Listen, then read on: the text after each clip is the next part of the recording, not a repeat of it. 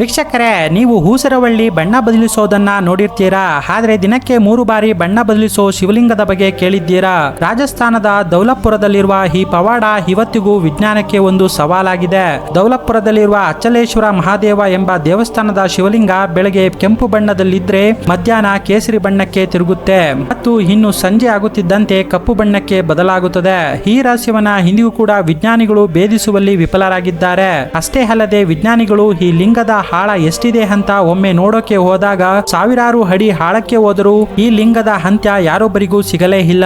ಆದ್ರೆ ಇಲ್ಲಿನ ಜನಗಳು ಹೇಳುವ ಪ್ರಕಾರ ಈ ಶಿವಲಿಂಗದ ಅಂತ್ಯವು ನೇರವಾಗಿ ಪಾತಾಳಕ್ಕೆ ಸಂಪರ್ಕ ಹೊಂದಿದೆ ಎಂದು ಹೇಳುತ್ತಾರೆ. ವೀಕ್ಷಕರೇ, ನೀವು ಕೂಡ ಈ ವಿಚಿತ್ರ ಲಿಂಗದ ದರ್ಶನ ಮಾಡಿದ್ರೆ ನಿಮ್ಮ ಕಷ್ಟಗಳೆಲ್ಲ ಬಣ್ಣ ಬದಲಿಸುವ ಹಾಗೆ ಕರಗಿ ಹೋಗುತ್ತೆ ಅನ್ನೋದು ಇಲ್ಲಿನ ಭಕ್ತರ ನಂಬಿಕೆ. ವೀಕ್ಷಕರೇ, ಈ ರಹಸ್ಯ ನಿಮ್ಗೆ ಮೊದಲೇ ಗೊತ್ತಿತ್ತಾ?